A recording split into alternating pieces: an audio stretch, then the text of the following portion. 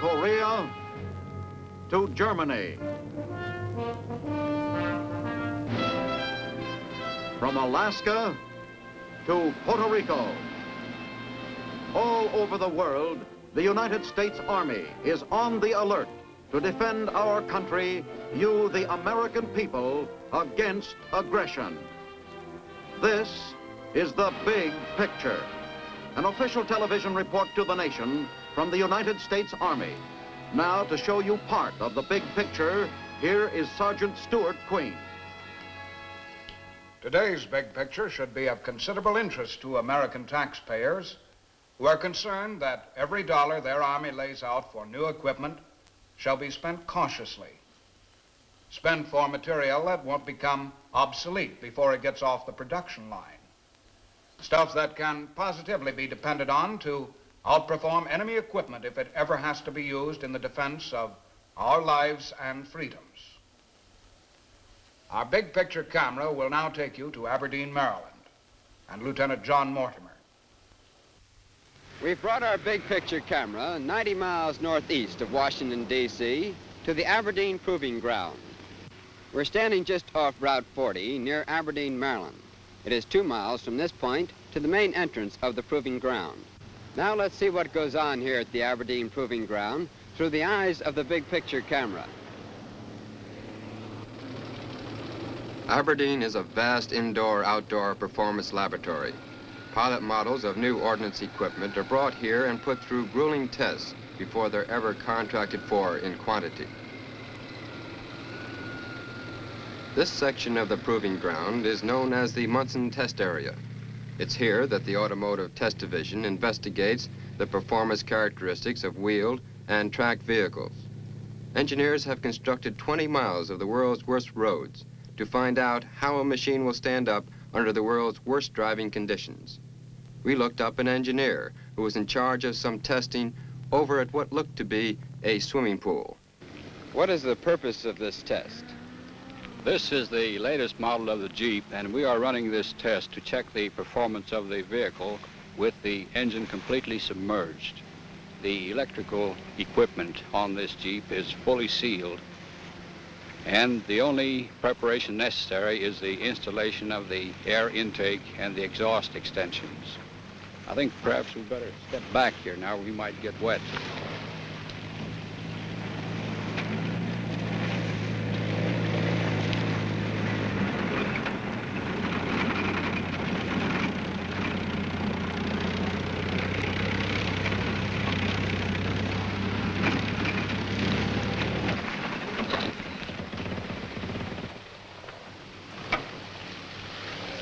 What does it feel like to be driving underwater? Well, it's rather cold today. It ain't bad in the summertime, but wintertime, why, it's pretty chilly. Pretty cold. Yeah, very cold. Do you have any trouble controlling the Jeep underwater? Well, the wheels will spin a little bit, the mud laying in the bottom, but outside that it has good traction and runs good underwater. Well, how many times a day do you drive through this bath?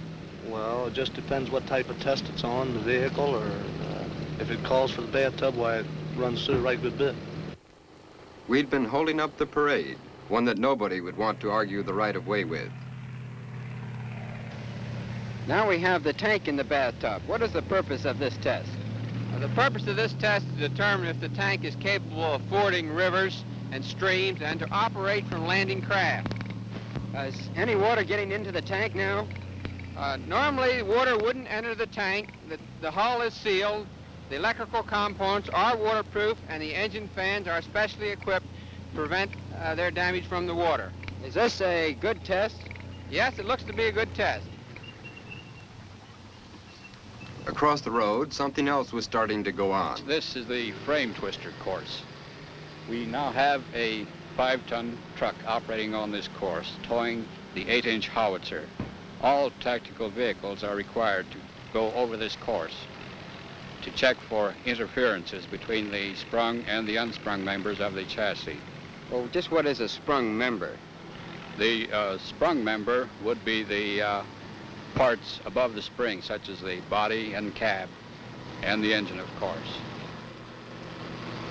Reminded me of the road that leads up to our summer cottage.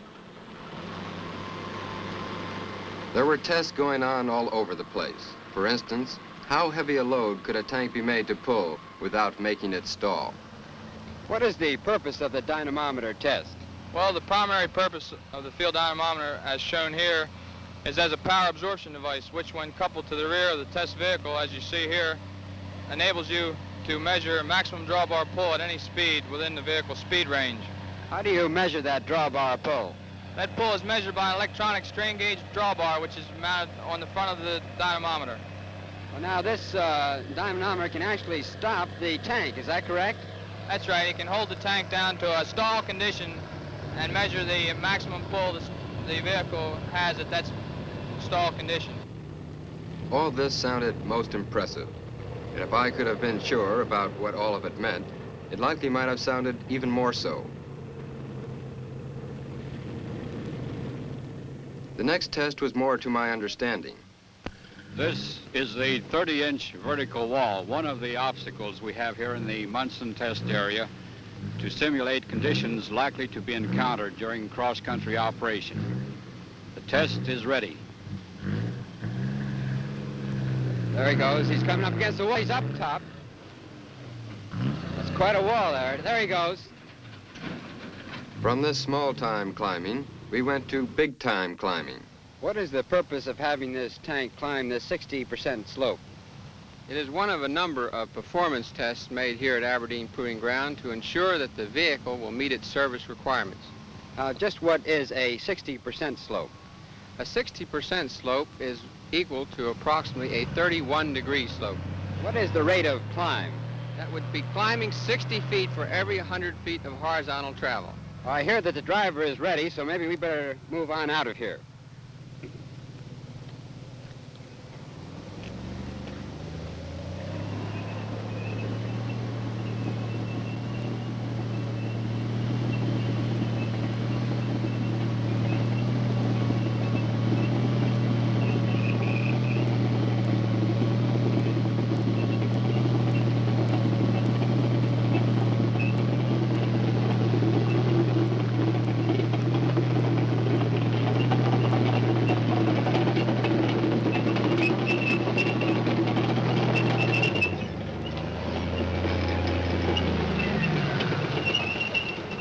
That was quite a climb. How does it feel to be coming up a 60% slope? Well, it's not too bad. We've done this several times, and especially with this tank, you know you're going to make it, so it's not too bad. Well, what would happen if you had to stop? Can you start up again? Yes, we can stop right in the middle of the slopes, and we have sufficient braking to hold the vehicle there, and then you can start again, come on up. Well, you've been driving vehicles here for quite a bit of time. How long have you been driving test vehicles? I've been driving test vehicles for about 13 years. 13 years. All the time at the Munson test area? Well, the Munson test area and Perriman and also Churchville. Well, keep up the good work. Keeping up good work. How about the 280 atomic gun and any test studies that might be going on here along this line? It's one thing for us to have an atomic cannon that's the biggest, heaviest gun in the world, but it's something else to be sure that the big gun's weight is so distributed that it can be safely driven across a military bridge. The gauge, with the moving hand, is measuring the strains on the bridge's structure.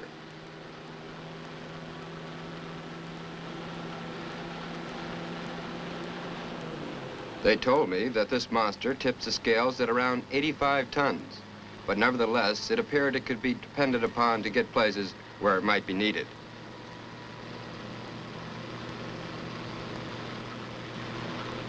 It turned a corner like a hook and ladder fire engine. Only with this contraption, the driver in the rear doesn't just steer some hind wheels. He's got an engine to drive, just the same as the fellow's got up in the front.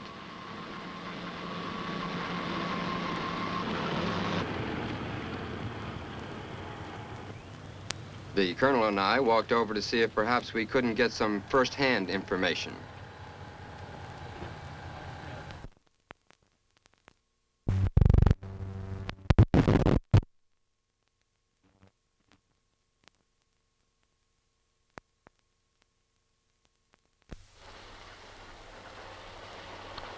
What is it like to drive such a big vehicle? Well, it's comparatively easy after you get used to it. Takes a little while to get used to it, but after that it's very simple, just like driving any ordinary truck. Well, do you ever have any trouble with one stopping and the other trying to go? No, not yet, we haven't. Well, are you in communications with the man in the back truck now? That's right, by this radio. And you control the whole vehicle? I can, or he can, either one, except for the brakes. Now, how do you contact him to move out? By radio. All right, will you take off now? Right. Contact him. Ruff, let's go.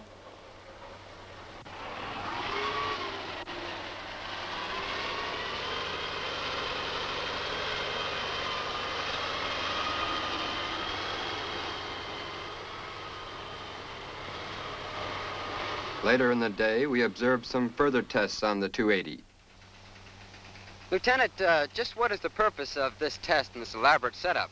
Now, this afternoon, we are engaged in the acceptance testing of the 280 millimeter gun, carriage, and projectile. And that tower to my rear is the velocity tower, which will measure the velocity of the projectile as it comes forth from the muzzle. I see. Now, they've got the projectile right up there now. Is she all ready, John? All ready for ramming. Okay, ram!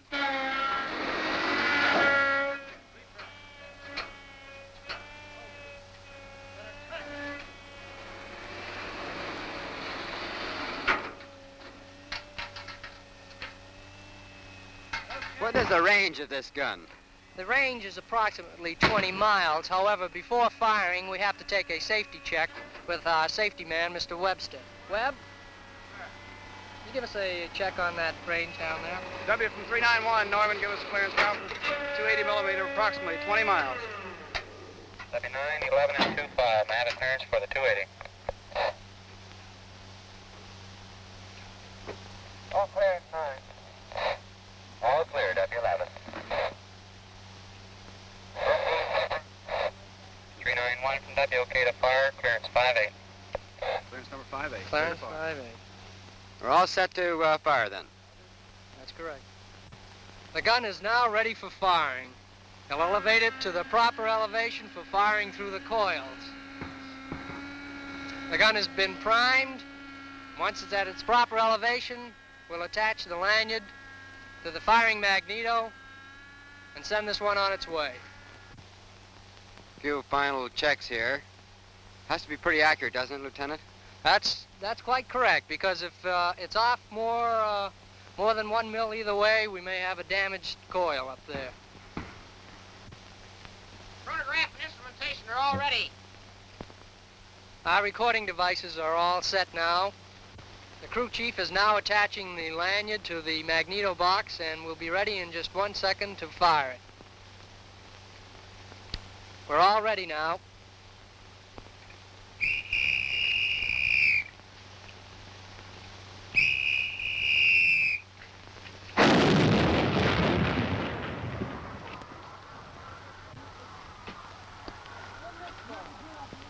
From big guns to small guns.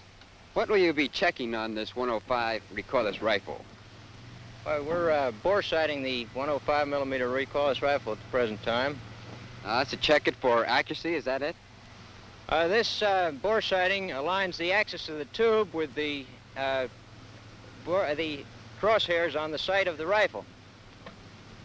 This enables the rifle to shoot where the gunner looks when he looks through his sight. Well, now, it looks like they're just about ready for the test. Is that right? Yes, they are. They're ready for the test right now. Are you ready to fire?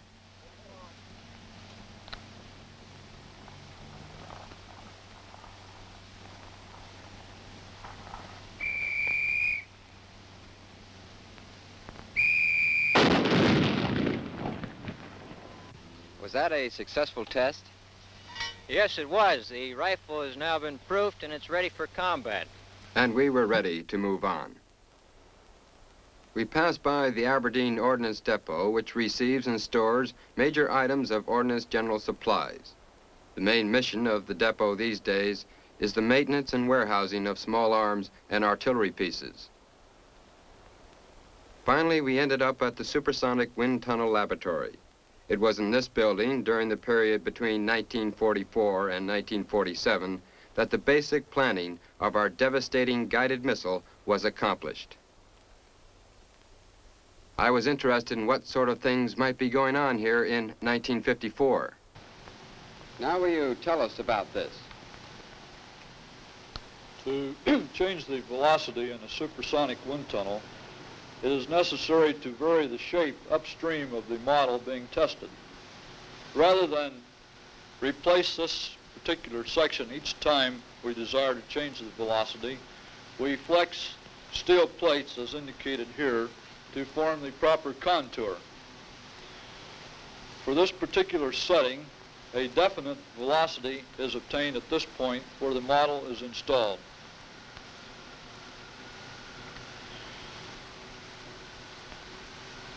The plates are positioned by motor-driven jacks, which you can see here. These jacks are symmetrically placed so that the top and bottom plates always move the same distance. Now, where is the model? The model is located approximately the center of the wind tunnel. We have a 36-inch viewing window at this point. The test today is on a guided missile.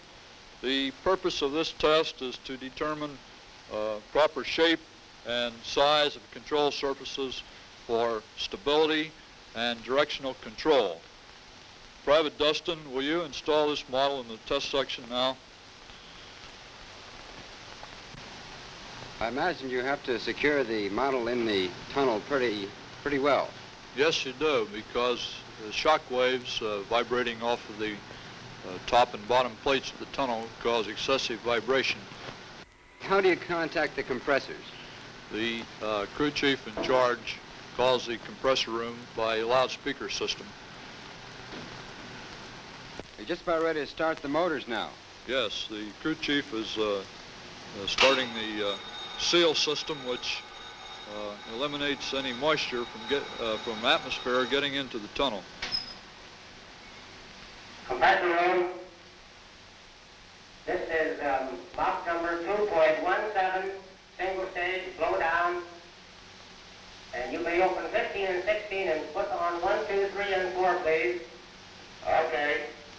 The compressors being used for this test are 3,000 horsepower each. We will be using 4 compressors. At what's the pressure you're going to build up? Thank you.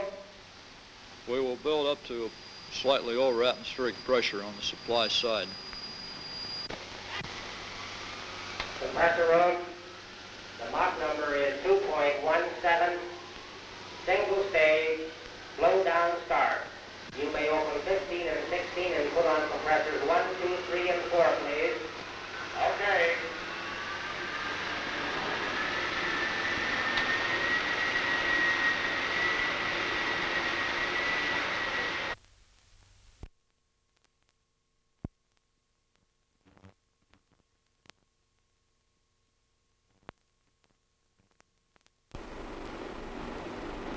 Compression ratio is building up in the tunnel now.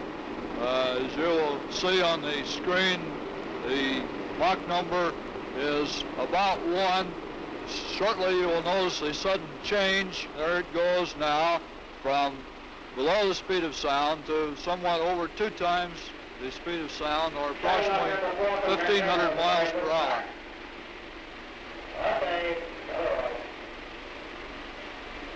We're running at top pressure now. The pressure is somewhat over atmospheric pressure. However, the test section pressure is only about 1/3 atmospheric. What do you conclude from this test? Well, it has been determined that the missile being tested is stable, but the control surfaces were not large enough to give the desired directional control. These surfaces will now be replaced by larger movable surfaces, and more tests will be conducted. More guided missile tests, he meant, but the next one we were to observe would be concerned with the flight characteristics of conventional projectiles. This building, they told us, is known as a transonic range. During the 3 years it's been in operation, researchers have had opportunities to make multiple photographs of the flight of some 2,000 rounds of experimental ammunition. Findings brought to light have already resulted in development of 2 radically new types of projectiles. What will you be checking in this test? Why, we are checking the flight test performance of a Finn missile at sonic velocity. Now, all missiles tend to oscillate as they fly through the air. However, around sonic velocity, these oscillations have a tendency to build up very large. And this, of course, is unsatisfactory. Now, that is what we're really checking on this test.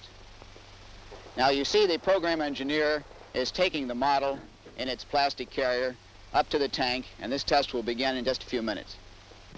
In this test, the projectile will fly through this 1,173-foot range, and its shadow will be photographed twice at each of the 25 camera stations to give us the necessary data.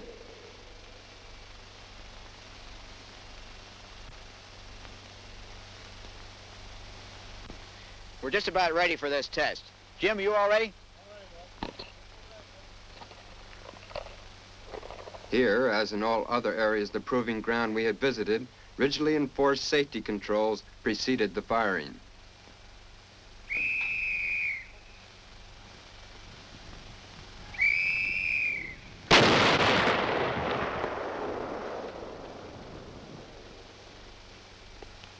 This is the type of test that we run here every day in the year.